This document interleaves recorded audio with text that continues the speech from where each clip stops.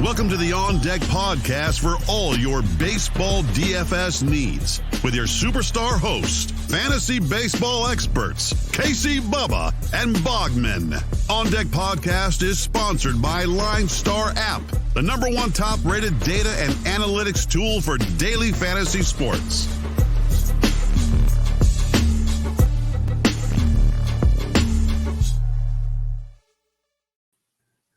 And welcome back, everybody, to another episode of the On Deck MLB DFS podcast brought to you by the wonderful people at LineStar Sports. Make sure you check them out on Twitter at LineStar app and at LineStar MLB, and download the app in the Apple App Store and Google Play Store. You will not regret it.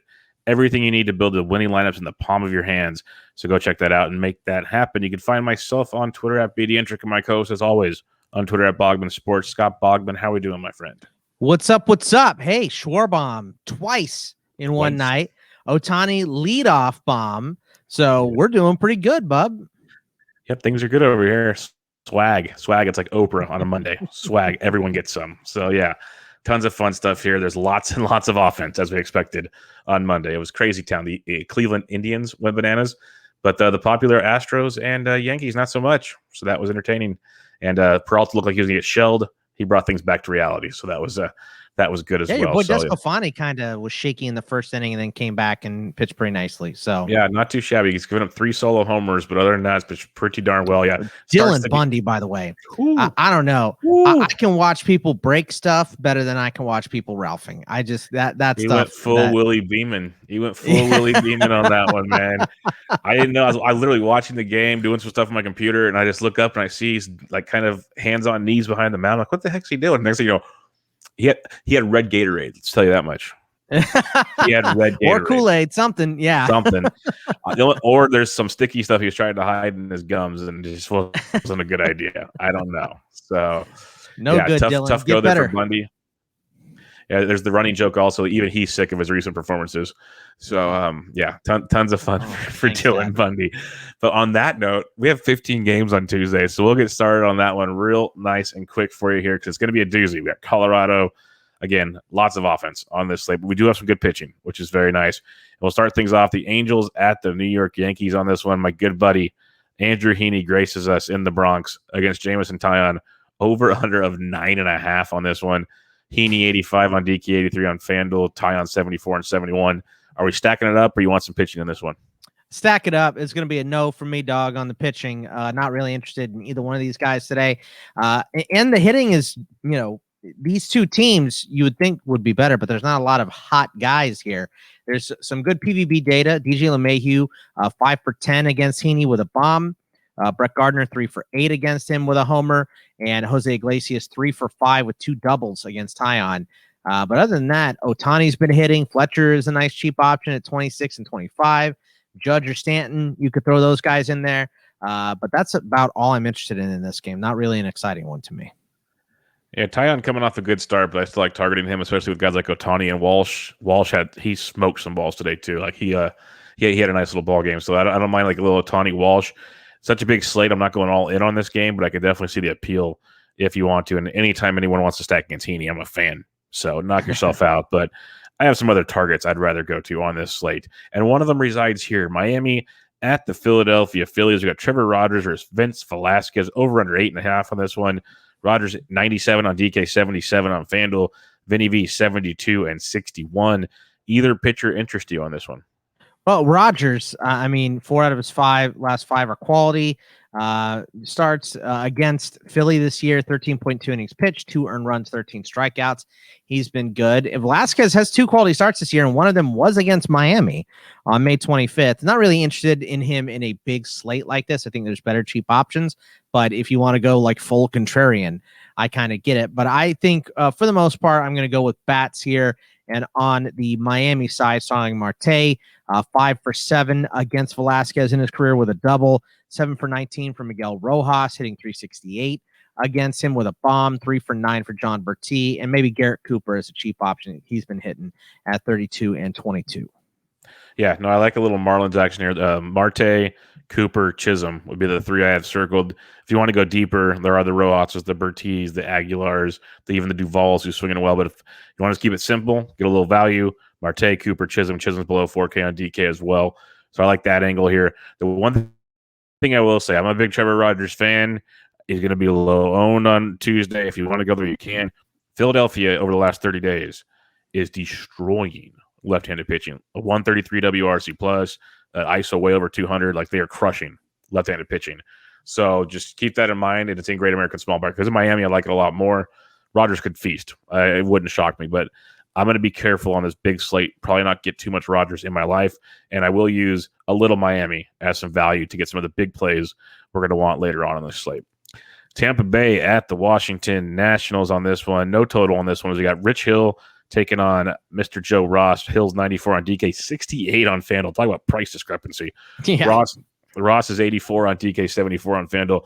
I think I'm just passing on the pitchers here, Boggs. Yeah, I mean, Ross has been turning it on lately. 3 of his last 4 have been quality starts. And in those 4 starts, he's got 26-4 strikeout to walk ratio. So maybe a little contrarian play once again, but I'm with you. 5 starts in a row without a quality for good old D Mountain. So pass on him too. Stick to bats here. Ryan Zimmerman, 6 for 11 against Hill in his career with 2 bombs and a double. 3 of those 6 hits are extra bases. Josh Harrison, 2 for 6 with a double and a homer. Both of his hits extra bases. Josh Bell, 2 for 7 with a double. And then there's hot hitters on both sides. Obviously, Kyle Schwarber, 48 and 35. Just if he's going to keep hitting leadoff homers, he's definitely worth that price. Trey Turner, Juan Soto is super expensive. Starlin Castro is a nice cheap option, 28 and 24 if he gets in the lineup. And then on the Tampa Bay side, Manny Margot is still a cheap option. You can play Meadows, Lowe, or Franco if you want to. Yeah, no, there's definitely options on both sides here. I'm kind of neutral on this game. Like, if you want to go there, Zimmerman even went deep in a pinch hit roll on Monday. So if you want to get some of these bats to attack Hill, you can. I don't see him going more than like 5 innings because there's no DH and stuff. I could see a lot of bullpen from Tampa Bay coming in this one, so we'll see how that goes. But you can attack Ross if you want. But again, 15-game slate, it's going to pass. It's going to pass on this one. Seattle at Toronto. I hate Trevor Bauer so much, by the way, just to let you know. Yeah. He's I know you're watching your Giants, but he's hashtag special. It's the best way I can. It's the best way I can keep it PC on this show. Seattle at Toronto. We have Chris Flexen versus Robbie Ray on this one. This one's very intriguing to me because Flexen's been good of late. Robbie Ray's been good. The over/under is 10. You have Flexen at 65 and 67. But Robbie Ray's 10-5 and 10-8. I'll let you have the floor first. Any interest in the pitching? Yeah, actually on both sides. I mean, 3 quality starts in a row for Flexen. I can't bring myself to pay for him against Toronto. I can't do it. But Robbie Ray, one of the best options. I mean, he's priced like it at 10-5 and 10-8, but that kind of takes me out of bats in this game. There have been some hot bats. Taylor Trammell has been hot, and he's cheap, 22 on both sides. Dylan Moore starting to hit a little bit, 3,000 and 2,500. Crawford has been really hitting, but he's priced up at 43 and 28. So, I mean, any Blue Jays you want, whenever, you can go for it. But I like Robbie Ray. Flexen has been good, which makes me kind of off of Toronto bats. Yeah, we're on the same page here. Flexen has been good. Again, like you said, anytime you want Toronto, you can Toronto. This is the Kansas City Chiefs, basically, of the Major League Baseball right now. So just play them at your own will. The one thing I will say, if you want to be different one way or another, like Grichuk is always low owned, Gurriel is always low owned, Biggio is low owned, and Joe Panic will be low owned. So if you intermix maybe 2 of those guys for 2 of the chalk, you'll be much different. And you can still get your Toronto exposure. And Robbie Ray, I love on the slate. Like, there's going to be a guy we talk about later that's priced ahead of him in DK, and there's a guy right below him on DK. I think Robbie Ray is going to come in low owned because most won't want to pay this price point. And secondly, his upside's tremendous. The Seattle Mariners, the way I talked about Philly destroying left-handed pitching, the Mariners have been ice cold versus left-handed pitching the last month, like a 30% K rate, an ISO of 0.062. Like, they are just horrific right now. So Robbie Ray, I like a ton in tournaments. I think if you want to go to these other guys, we'll talk about later in cash, safer floor, sure. Robbie Ray in tournaments, big fan of on this slate. Detroit at Cleveland on this one. This has a offensive explosion written all over it. Jose Urena, JC Mejia, over under 9.5. It was like 13-5 on Monday. I kind of see a replicated game on Tuesday, Bucks. You said it's 9.5? Yeah, over. I kind of like Mejia a little bit as a contrarian. 61 and 62 is super cheap on both. Quality start last time out. Detroit has been miserable, as you mentioned. But I know they've been hitting a little, but he went up to 96 pitches in his last start. So he's been decent going out there.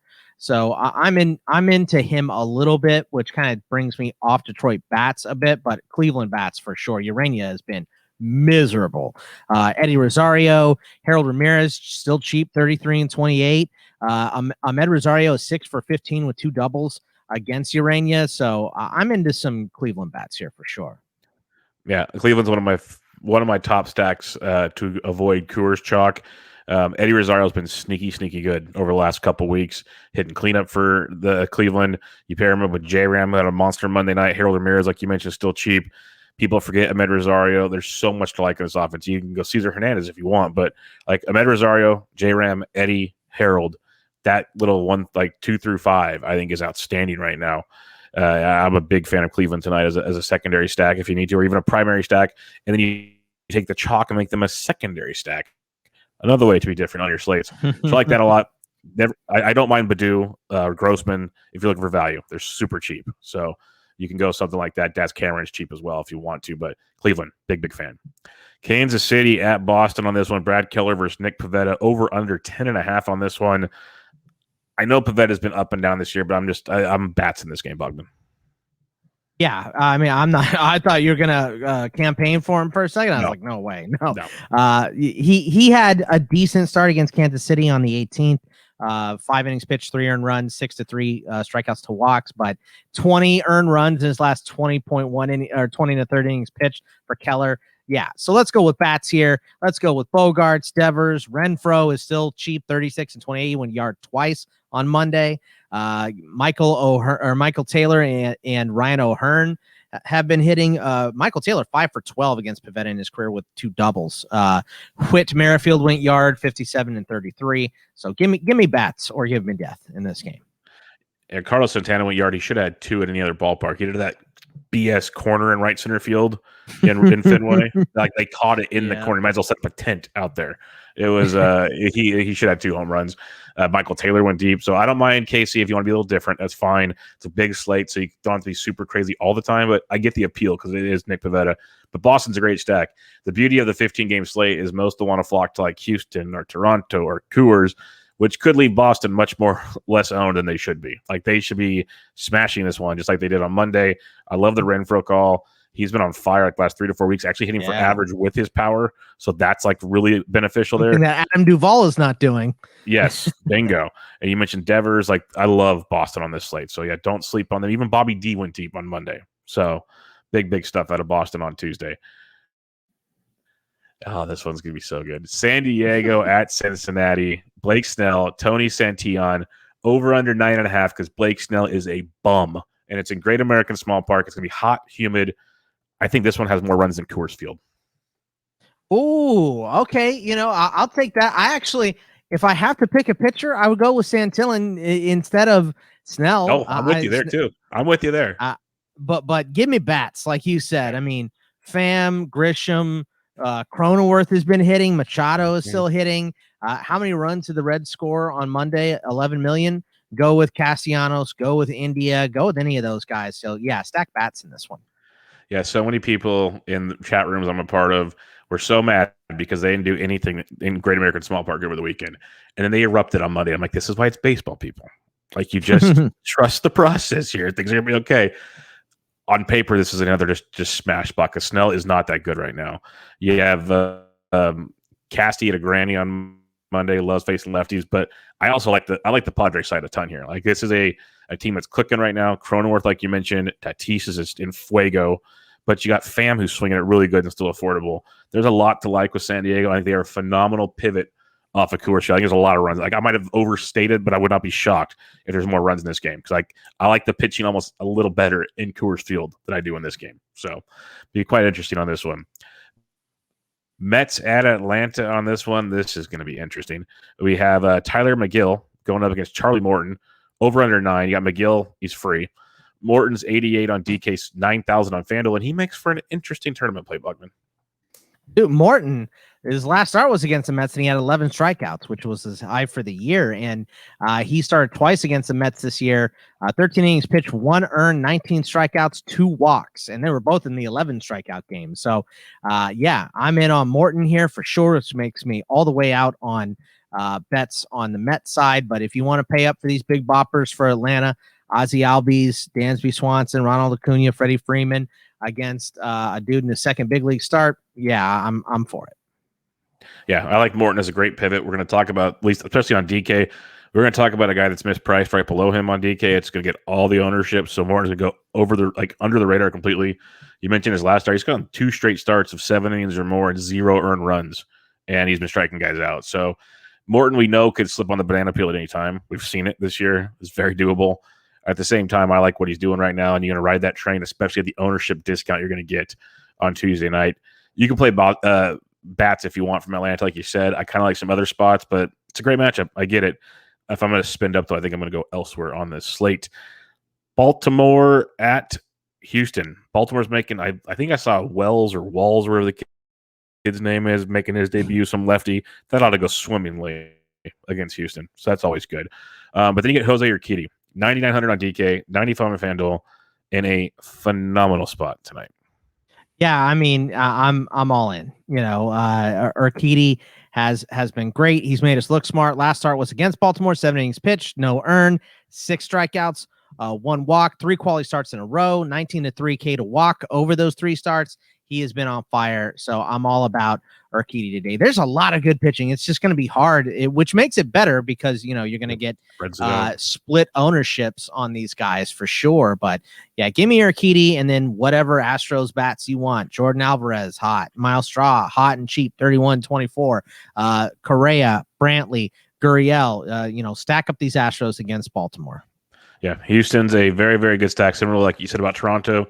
Just play Houston. That's what they do. So they'll be popular and for good reasons. A great spot, and they let everybody down on Monday. So don't think that's going to last too much longer. And Urquidy, I love Urquidy. Like behind Robbie Ray is one of my top 3. I'm gonna say top 3 because there's another guy we're going to talk about later that might slip into third there or second. We'll see. But I like Urquidy a ton on this game.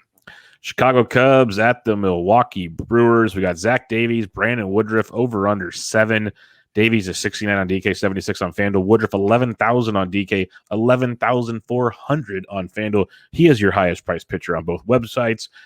What you say here, Boggs? I mean, he has to be. All 3 of his starts against the Cubs this year have been quality. 19 innings pitched, 1 earned run, 22-3 strikeout to walks.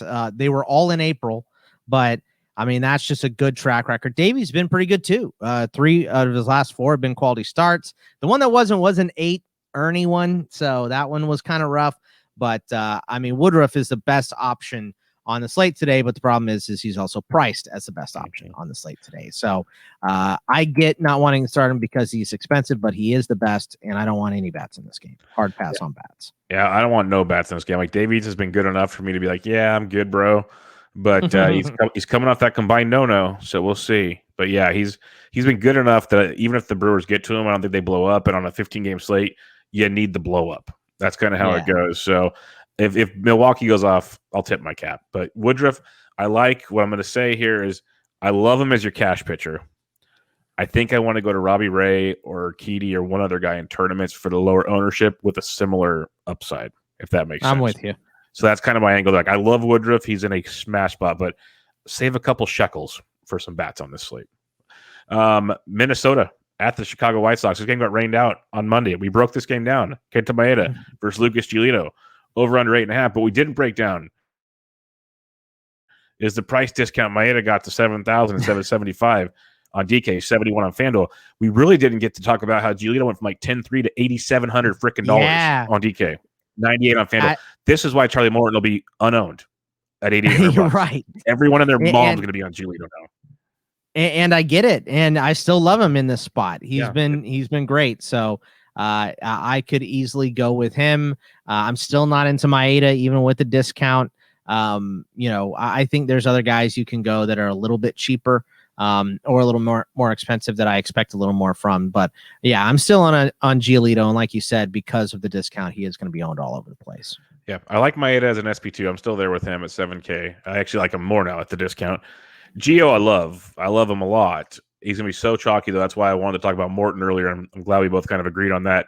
Morton's going to go virtually unowned because of Gio at 87, at least on DK, because they're like almost the same price. Yeah. So everyone's going to go Giolito. And at the same time, as much as I hate to do it, we've seen it from time to time. If you want to have like a 2-man or 3-man twin stack just to be contrarian, because Gio's going to be so stupid high owned, like extremely high owned. Keep that in mind. But any bats for you in this one? No, I think because of the pitching. I mean, if you want to go with that contrarian route, right? Grandal 3 for 6 against Maeda. Jake Lamb 9 for 31 against him. Nelly Cruz has 4 homers off of Giolito in his career, 9 for 23. That's a 391 average. 8 for 27 for Kepler with 3 bombs. But we know Giolito has done a kind of a 180 in his career. So I think those are the guys if you want to go with bats, but I don't really. Yeah, no, I feel you there. And Mike Yastrzemski's hobbling off the field. This is freaking outstanding. 4 more games on the slate to go. He foul ball off of his leg. Yeah, I see. Sorry, yeah, he's gimping around. He'll be all right. He'll be fine. Yeah. 4 more games to go real quick. And everybody, if you give a rate and review on iTunes of the podcast, the On Deck podcast, we'd much appreciate it. That would help a ton. Or you can watch us on YouTube on the LineStar YouTube channel. Subscribe, give the old thumbs up. Would mean a lot. Arizona at St. Louis. Caleb Smith, Carlos Martinez, over under of 9. Caleb 66 on DK, 79 on FanDuel. Carmark 7K 63. I kind of like Caleb Smith as an SP2, Bogman. Oh, look at that. I'm a little surprised by that, but 2 quality starts in a row. I have it marked on my sheet, ultimate contrarian play. Yep. So I picked him up in season long everywhere. And look, Torey Lovullo is making terrible managerial decisions by leaving guys in today. He could have yanked Alex Young. He was up with 2 guys on and 2 outs, I believe in the 5th or the 6th, and he left him in there.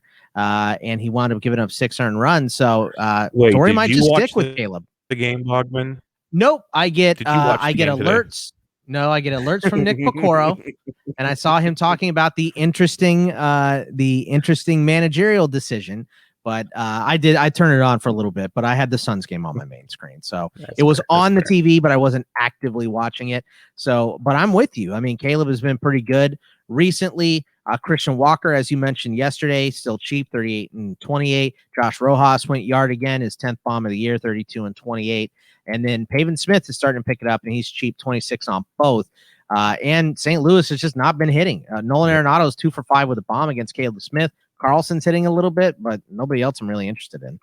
Yeah, I mentioned earlier how Seattle's struggling versus lefties last month. St. Louis is almost equally as bad. Like, they're really bad versus lefties right now. So that's another reason why I like Caleb Smith in this one.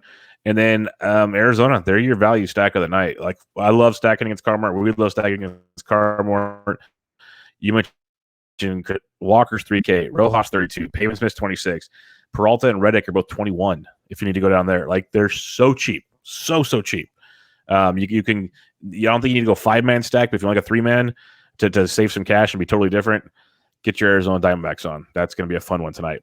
Another fun one tonight, we head to Colorado. Pittsburgh Pirates, Colorado Rockies, Chase DeYoung, Herman Marquez, over under 11 on this slate. We don't care about DeYoung. Marquez is 77 and 7,000. Any interest for you? I mean, look, I not really, just because the Pirates have been hitting a little bit. I know they didn't hit today, but over the weekend, they smashed a little bit. So, and it's in Colorado and all that stuff. But I was just looking at Marquez, and I know you can't, and it's kind of, it's pointless to say this, but you take away his 2 bad blowups, Marquez, and his ERA is 2.55, even in amazing. Colorado. Yeah. So he's had 2 games where he gave up 8. One was over 5, but the other was in 2/3. So take away those, and his ERA overall is 2.55. So he's been great, but I'm not really interested in pitching in this game. There's too many other options. I don't want to take pitchers in Colorado, and let's just go with some Pirate spats here. I mean, Adam Frazier, 4 for 12 with 3 doubles against Marquez. Reynolds has been hitting. Brian Hayes has been hitting. Newman's been hitting. And on the Colorado side, Story, Rogers, Daza is always hitting and cheap. So I think I'd rather just go with bats here.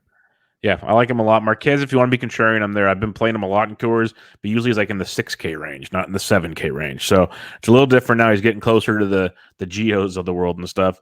But I don't mind him if you want to be contrarian. I do like my Pirates bats. I've been playing him a ton. Frazier's still okay, but Brian Reynolds, the fact he's 37 on both sides, that's okay on FanDuel. 37 on DK is criminal in Coors Field. That guy is just ridiculously priced. He should be in every cash lineup on DraftKings, all of them.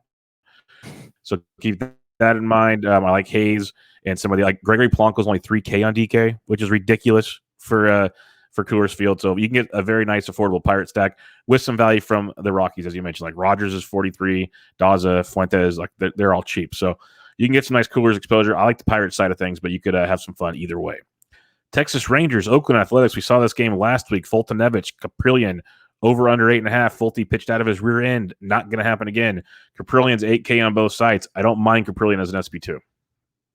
I mean, that's fine. His last start was 6 innings pitched against Texas, 2 earned, 4-3 strikeouts to walks. I'm not really interested in either of the pitchers. I'd rather go with bats, especially on the Oakland side, because it is faulty, and I'm just not going to believe it. So, I mean, Matt Chapman, you want to go with Matt Olson, Sean Murphy, Jed Lowry, Tony Kemp, any of those guys. And I'm not completely sold on Cap. So Gallo, Nate Lowe, both have been hitting. Adolis Garcia is starting to pick it back up. Eli White has been hitting, and he's cheap, 25 and 21. So those are the bats I'm interested in. If you want to go Texas, I get it. I'm a Caprillion homer, I think, because I just have him owned everywhere in fantasy, and I believe in him. But Gallo had 4 home runs over the week, and he is heating up. So I could definitely see that having some appeal. But this is the perfect time to go back to Oakland. We stacked him hard against Fulte last time. Fulte did his job. Like, he surprised us all. Not happening twice, for one. And secondly, a lot of people have they need to have short-term memory, and they don't in fantasy.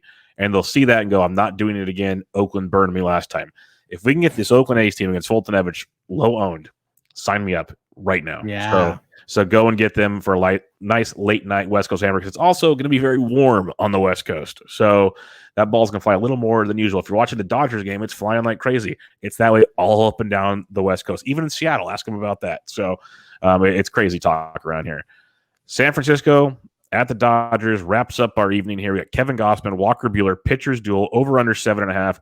Gausman's 96 on DK, 10.5 on FanDuel. Buehler's 10.3 and 10,000. Both pitchers are solid. I want me some Kevin Gausman tonight. Yeah, I mean, 4 of his last 5 been quality. His last start against the Dodgers on May 30th, 6 innings pitched, no earned, 7 strikeouts, no walks. So he's been great. Buehler has 8 quality starts in a row. He has 2 starts against San Francisco this year, 13 innings pitched, 2 earned, 8 strikeouts, 4 walks. So I'm with you. I think I like Gausman a little bit better, especially since he's a little bit cheaper on DK, 96. He's actually more expensive on FanDuel, which is interesting. But and I know you just sold us on the ball is carrying and everything, but I don't want bats in this game because the starting pitching is so good. Yeah, I like the pitchers. I like Gausman more basically for the strikeout upside. Because even if he gets up a run or two, he's got the strikeouts there. Where Buehler has been very he's had 11K games, and then you mentioned 8Ks total over 13 versus Giants. Right. Like like even his last start, he only had 4Ks, I think. So that's the biggest thing at that price point. I need those. That's what got Freddie Peralta back into the 20-plus points on Monday. He got hit early, struck out enough guys to make it happen. Buehler has been so wishy-washy there. So I want Kevin Gausman because also most don't want pitchers against the Dodgers. So you can get that luxury there. Gausman's been an elite. He said, I don't know his FanDuel points. I played mainly DK, but he has like 27 or more DK points in 5 of his last 6 or 7 starts. That's it's as close as you're going to get to DeGrom-esque. There's no one else that gets close to him, but it's as close as you're going to get. So I'll take that upside. All right, homeboy. Homer fan, like you said, Homer fanboy. Like you just called Kevin Gausman Jacob DeGrom. No one's Jacob DeGrom. Come on. I said he's as close as you'll get. Not that he is. It's as close as you'll get. Don't put words in my mouth. No, but I'm going to pass on the bats here. If there's a small slate, I go with some contrarian plays, but I'll pass on this one. All right, recapping things real quick. If you had to narrow it down, who's your top high-priced pitcher? All right. So, I mean, we go between Ray, Morton, Giolito, Woodruff, Rogers, or Keedy here, I guess. So I'm going to say Woodruff is just the best option. I know he's the most expensive. I think after him, I would probably go Ray Morton as my next 2. Yeah, my 3-pack, I got Ray or Keedy Gausman is where I'm going. And then Morton would be right outside for me because I'm just going to play the ownership game there. So Ray or Keedy Gausman is my guy. And then who are you stacking up on this one? I mean, you mentioned a bunch of them. Just real quick, I kind of like Mejia as like a super contrarian, I would say, because we got some good contrarians. Ross, maybe, Mejia, Caleb Smith, those guys. I kind of like Mejia. But for stacks, I mean, Houston against Baltimore, probably the best one. I kind of like, you mentioned Cincinnati before, Boston, contrarian Cleveland stack here, Arizona, Miami, and Oakland. I feel like all those are stackable. Big slate. Yep, we're on the same page. Yep, it's a great slate. A little bit of everything. It's going to spread out ownership a ton. That Miami, that obviously Toronto's there, Houston, but that San Diego Cincy game, Coors Field with Pirates, Boston, lots to like. And what else is to like is you follow LineStar on Twitter, LineStar app, and if you like free stuff, like free swag, it's part of the reason to follow them because you get guys like Bogman, myself, and Ryan Humphreys, at least one of us is hitting a night. Sometimes two. It's just how it works.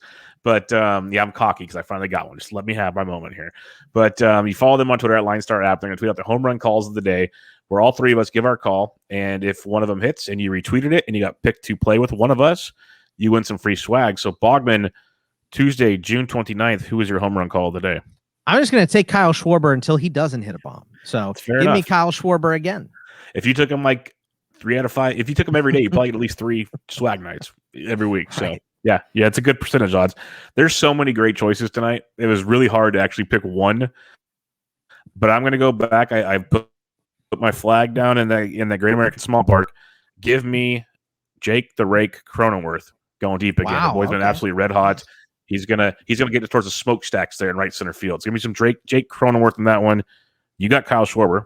We'll see what Ryan Humphreys does. There's so many awesome options. Like you could have went anywhere. But again, check out Bogman on Twitter at Bogman Sports. I'm at BD Entrick. We'll be back with you guys on Wednesday with a smaller slate, but 15 games for you on Tuesday. Good luck, everybody. Good luck. Thank you for listening to the LineStar app On Deck podcast. Download LineStar app from the App Store or go to LineStarApp.com for all your DFS baseball needs. If you love the On Deck podcast, support KC, Bubba, and Bogman by rating and subscribing. Good luck.